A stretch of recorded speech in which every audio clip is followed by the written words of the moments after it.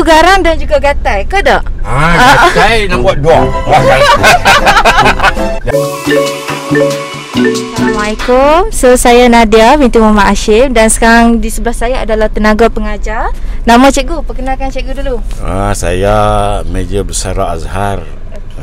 Sebagai cikgu untuk nak mengajar cara-cara jalan raya. Okey, berapa pengalaman cikgu sebagai inilah tenaga pengajar? Pengalaman saya ni setelah saya pencen dalam tahun 2015, jadi saya masuk.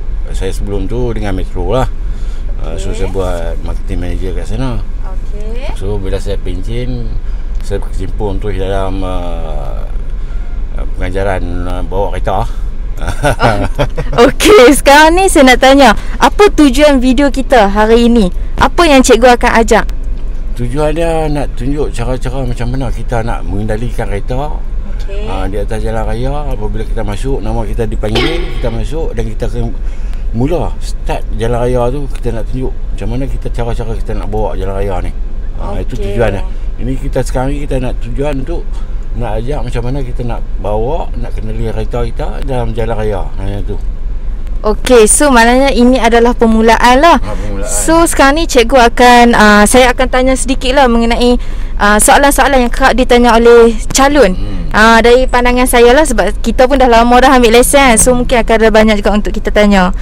So okey, so apa yang permulaan untuk ni? Okey, apabila kamu dipanggil, nombor kamu dipanggil, kamu akan buat ujian jalan raya.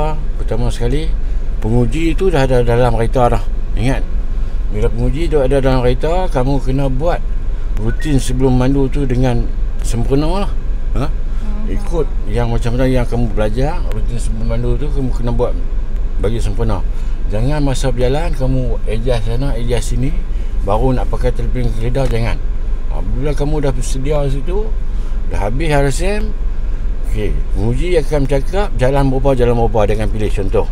Jalan 3, jalan 2 atau jalan 1. Apabila dia bagi contoh macam tu, barulah kamu start.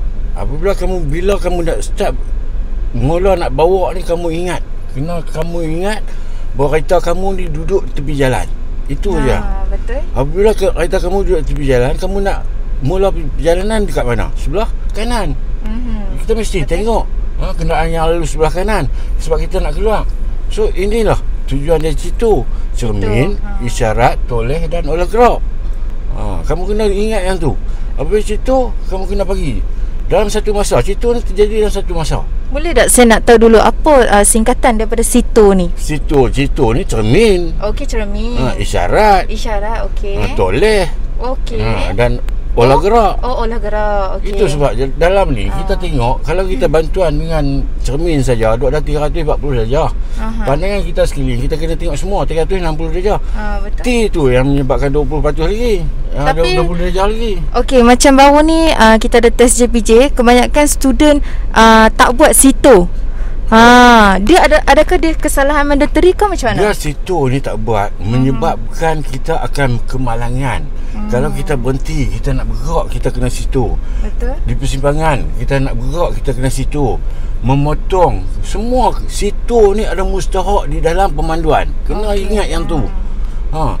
Jadi satu saat, sebab kita dalam pemanduan, ingat dalam satu saat, pandangan dalam satu saat, situ. Situ bagi signal. Bagi signal. Betul? Bagi signal ni terjadinya semua pandangan kita ke arah mana. Betul. Itu.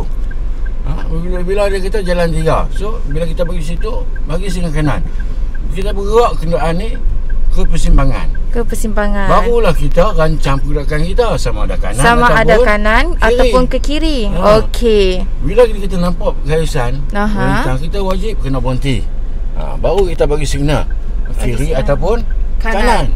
Barulah kita bergerak ke jalan raya. Jadi terjadinya di sini sama juga situ.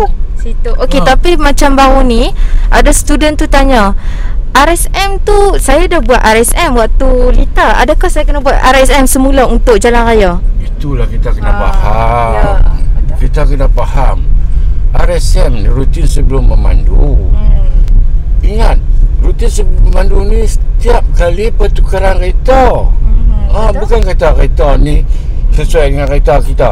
Kereta tu tak orang lain bawa, kita nak bawa, kita kena buat RSM. Itu betul. tujuan dia kena buat RSM. RSM wajib kena buat setiap kali pertukaran kereta. Pertukaran kereta. Sebab itulah kena faham dulu apa yang dimaksudkan RSM dan juga RPK.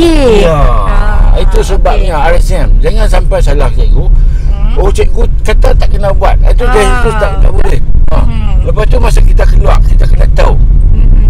Kita kena tahu apa yang ada kita. Lintasan jalan kaki kita kena tahu. Kita kena tengok perkiraan jalan, kena tengok garisan lintasan jalan kaki. Betul. Jangan bila sampai lintasan jalan kaki ada orang nak melintas, kita terus jalan, tak boleh. Itu salah. Kita kena berhenti. Kena faham dulu apa, kena faham dan fikir secara logik dulu apa benda-benda elemen tu. Bila kita sampai di persimpangan, tengok garisan, bagi sebelah kanan. Buatlah rancang perjalanan kita, rancang. Sama ada kiri ataupun kanan. Rancang perjalanan kita. Berhenti, tengok kiri dan kanan. Clear. Bila dah berhenti, clear, tukar gear 1. Gear 1. Minta maaf, saya nak tanya dulu. Ada calon ni, dia tanya kena minta kebenaran. Kebenaran untuk apa tu? Kebenaran untuk apa? Tak payah minta kebenaran. Kita yang bawa kereta, kita kena tahu kelajuan kita macam mana, gear kita sesuai yang mana. Nak minta kebenaran, nak tukar gear pasal apa? Tak payah minta kebenaran lah. Kamu yang bawa. Okey. Okey, garang je cikgu. Dalam belajar memang saya garang sikit. Cikgu garang dan juga gatai ke tak? Gatai nombor 2. Garang tu nak bagi kamu faham. Okey. Gatai nombor 2. Itu sebab kadang-kadang orang perempuan ni bila tersentuh tangan sikit dia kata cikgu gatai. Okey, apa pandangan cikgu mengenai itu? Macam ni. Topik-topik hot ni. Kalau saya sebagai cikgu, saya abang dia ni. Okey. Kalau hangpa pakai baju lengan pendek, aku nak garang. Ya, betul tu. Kalau hangpa pakai baju lengan panjang, senang aku pegang dekat baju hangpa. Okey, sebab tu pentingnya etika pemakaian dekat sini kena jaga. Kena jaga. Satu, jangan pakai terlalu singkat. Kedua, jangan pakai terlalu ketat. Kat luar tak kisah nak pakai macam mana. Cuma area sini kita patuhilah etika pemakaian tu. Ada sebab. Cikgu semua orang jantan. Ya, cikgu majoriti semua jantan. Okey. Kelajuan kita tengok bagi sama. Mesti sama dengan gear. Dengan bila kelajuan 10 kita masuk gear 3 tak boleh lah. Masuk kelajuan kena pergi steady. Tengok keadaan kawasan. Kampung kelajuan dia macam mana. Bandar kawasan dia lebih mana. Highway kawasan dia lebih mana. Kita kena tengok dan kita kena perhati. Tengok garisan kita bawa. Satu lagi, kalau dari segi jalan kan, macam jalan macam ni, garisan putih tu macam mana yang dikirakan sebagai salah lah. Tak boleh diterima langsung. Garisan putih. Garisan putih. Kiri kanan kita kena tahu. Jangan kalau kita gerak ke kiri, ambil kanan sikit. Kita kena tengok fokus di depan 100 meter ke depan. Kita kena tengok supaya kita tak langgar mana-mana garisan, sama ada kanan ataupun kiri. Bila jadi lebih speed breaker. Depan tu mesti ada halangan. So kita janganlah tekan minyak. Kita kena kontrol minyak dan tentukan pastikan gear yang sesuai. Selalunya gear dekat sini berapa? Tengok keadaan kelajuan kita. Cikgu sesuai dengan kelajuan. Cikgu boleh tak bagi tips sikit? Contohlah macam kelajuan 60 km ke bawah, berapa gear yang sesuai? 60 km kita mesti minyak. Bila starting kita jalan, kita tekan minyak, dia akan naik 10. 10 dia memaksa kita untuk tukar gear 2. Betul. 10 ke 20 dia memaksa kita untuk tukar gear 3. 30 ke 40 dia memaksa kita tukar gear 4. Jadi jalan di situ. Apabila persimpangan, kita angkatlah minyak, seluruhkan kenderaan, tengok kiri dan kanan. Kalau perlu kita tukar gear 3, kita tukar gear 3 supaya tayar tu dapat cengkam. Ya, betul. Dan apa nama ni, saya selalu dengan calon saya dekat apa nama ni jalan raya, kereta manual, pastikan angkat minyak dan brek dulu sekiranya emergency. Minyak, angkat minyak dulu dan brek dulu sekiranya emergency. Bab kelas nombor 3 saya. Release minyak, brek, baru kita tekan kelas untuk tekan gear yang sepatutnya. Yang ni kalau manual lah. Kalau auto apa dia punya macam ada khas yang patut kita follow? Auto lebih senang. Auto lebih senang. Minyak dengan brek. Ya, angkat minyak tekan brek sikit. Itu kan. Okey, dari segi haluan laluan jalan. Laluan jalan ke dia ada jalan 1, 2 dan 3. Ya. JPJ akan bagi tahu waktu bila? Waktu sebelum kita bergerak. Okey. Apabila kita naik, kita perkenalkan diri. Bila kita dah perkenalkan diri, kita dah buat RSM apa semua. Kemudian dia akan pilih kepada jalan 1, 2 ataupun 3. Barulah kita, bila kita nak mula berjalan masuk gear, lakukan Cito tadi. Cito tadi. Cito o Cito? C itu C. Oh, CITO. Okey. Cito jadi cermin, isyarat, toleh dan olah gerak. Olah gerak. Okey.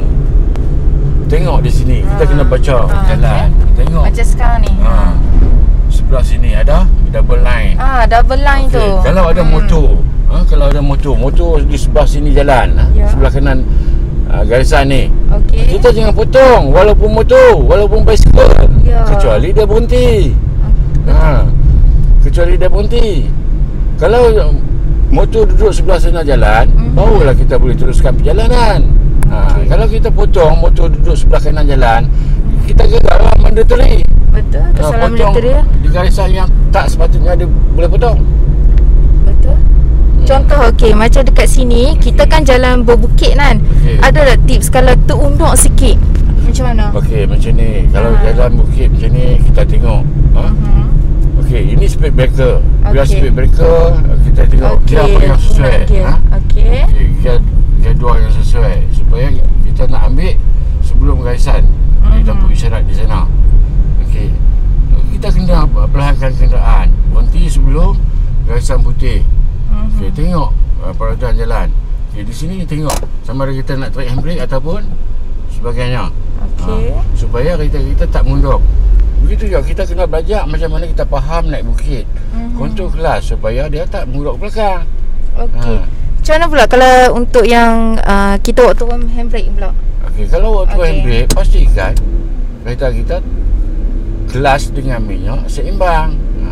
Gear dalam gear 1. Gear dalam keadaan 1, imbangkan kelas dengan minyak supaya dia tak mengundur. Ini dalam lepas handbrake. Dah lepas handbrake, tengok dia tak bergerak belakang, nampak? So bila hijau, kontrol lah kelas bagi elok dia kan jalan. Jalan kita kontrol lah balik. Tekan minyak, masuk gear 2. Kita sendiri rasanya akan berasa waktu bila gear yang patut tukar, betul tak? Kita sendiri tahu. Dan kita sendiri tahu kereta tu tak buka belakang. Kita maintain, kita kawal bagi elok, jangan bagi dia mengundur ke belakang. Bila mengundur, kalau kita dekat, itu yang menyebabkan jadi masalah. Betul. Bila menyebabkan kemalangan terjadi apabila kamu ujian di jalan raya, sama ada kamu dibelah ataupun kamu belah orang. Mandatory ke semua, dan berita pun kamu tak lulus. Automatik lah. Walaupun satu bahagian mula-mula tu lulus, automatik kalau kat luar ni. Automatik kalau kat luar ni kamu accident, tak kisah luar ataupun dalam pun, kalau accident automatik fail juga kan. Tak pun automatik fail. Itu aja. Kamu tak boleh nak riau lah. Kak Ila, ada apa-apa soalan yang selalu dengar orang tanya? Contoh dalam bulatan, tengok persimpangan di depan kan. Persimpangan depan ni untuk bulatan. Tetap bagi sebelah kanan. Sebab kita bukan nak masuk sebelah kiri. Betul. Tengok laluan mana kita nak pergi. Jalan 1, jalan 3, kita laluan sini. Ingat kita dalam pusingan bulatan. Bulatan ni kita ikut jam. Kita ada berhenti 6, nampak? Kenapa kita maintain segini kita sebelah kanan? Sebab kita tak mau bagi orang sebelah kanan tu potong kita masuk kiri. Kenapa kita nak bergerak ke kiri? Tengok, sebab kita nak pergi pukul 12. Ingat, sebelah sini pukul 9. Pukul 3. Pukul 9. Pukul 9. Kita nak bagi tahu dekat pukul 9 tu kita nak pergi kiri. Sebelah sini kita bagi sebelah kanan, nampak? Dia takkan potong kita sebelah kanan. Dia akan potong kita sebelah kiri. Kalau dia potong sebelah kanan, mana dia belajar sekolah lain. Kita nak bagi tahu orang pukul 9 ni. Nampak? Pukul 9. Supaya kita nak masuk kiri. Nampak? Betul? Kita nak masuk kiri. Jadi dia tak jadi timbul masalah lah. Oh, maknanya keluar daripada bulatan tu kena ambil segina kanan dulu. Kita kena bagi sebelah kanan. Sebelah Sebab kanan. kita tak bagi orang potong kita sebelah kanan. Macam tadi kan, kan ada dua line, Ha. kiri dan kanan. Kalau nak duduk belah kanan jadi masalah. Okay. Kita nak duduk sebelah kanan, Aha. kita akan pergi kepada pukul 3. Oh, kita okey. nak- Kita akan nak bagi tahu orang dekat pukul 12. Sebab tu kita kena ambil sebelah dalam bulatan. Contoh jalan 2. Okey, okey. Ha. Kiri ni kalau kita nak keluar laluan yang terdekat dengan kita, macam tu. Satu persimpangan dengan kita. Satu persimpangan. Okey. Di sini tengok, kalau dia duduk sebelah sana, Contoh saya duduk belah kiri. Maksudnya saya nak masuk jam 9 ataupun 12, betul tak? okey. Contoh kita ambil, kita nak pergi pukul 12. Okey, Kita nak pergi pukul 12. Okey. Kita tak boleh bagi signal kiri. Sebab Okey. kita tak masuk di bulatan pukul 9 tadi. Kalau kita masuk di bulatan pukul 9, yes, kita boleh bagi signal kiri. Signal kiri. Kalau kita nak masuk bulatan pukul 12, kita kena maklum orang bulatan pukul 9 ni bahawa kita nak masuk pukul 12. Supaya kereta belakang tak akan potong sebelah kanan. Nampak? Betul. Satu Okey. lagi apa? Dari segi jalan raya, macam ni kita ada dua jalan. Okey. Okey. Apa yang patut kita tahu? Ingat, buat ilmu 10 jalan pun jalan kita sebelah kiri. Sebelah Ya. kanan hanya untuk memotong. Kena ingat Memotong tu. saja. Okey. Okey, jalan 3, jalan 1 kena tengok chevron sebelah kanan. Jangan kita potong masa tu ada chevron. Sebagai contoh di depan tu. Ada apa minta? Chevron ni. Chevron ni tak boleh langgang. Kalau kita memotong kita langgang chevron ni sebab Oh, bila yang ada corner ni kah? tak chevron. Chevron. Kemungkinan kita akan pergi sebelah kanan. Okey. Kita tak sempat nak elok. Ini ada chevron. Chevron jalan 3 masa nak balik banyak chevron. Nampak?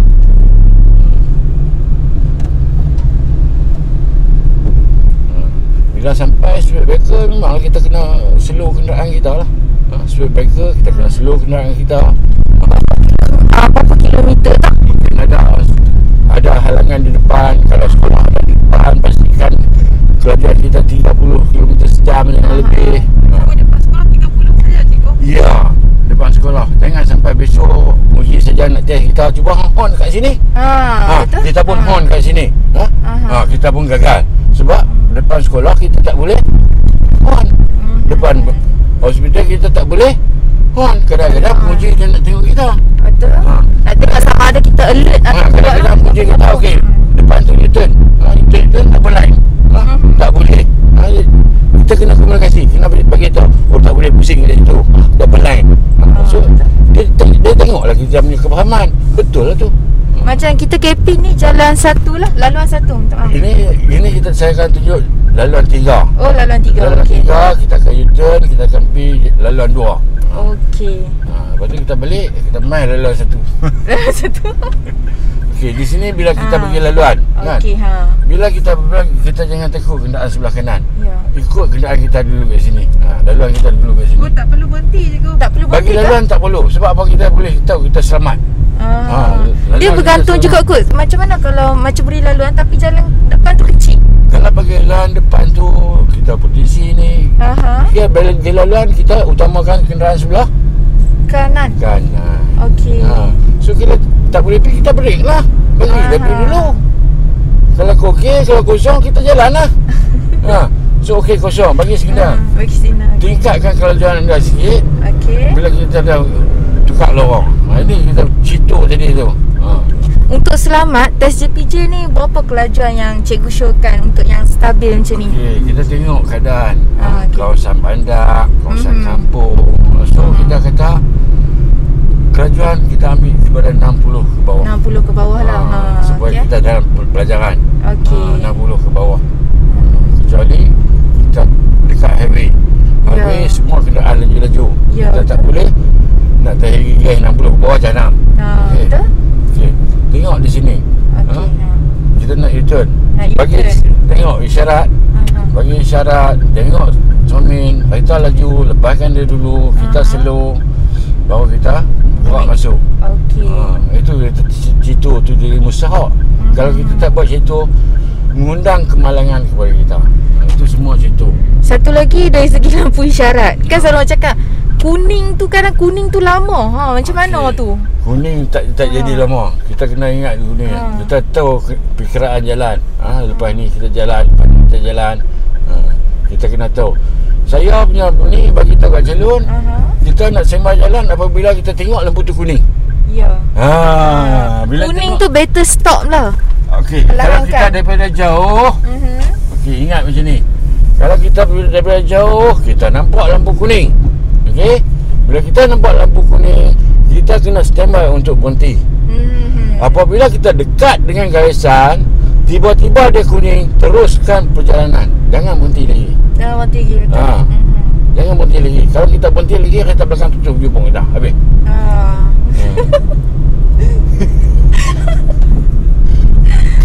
Kalau abang yang panggil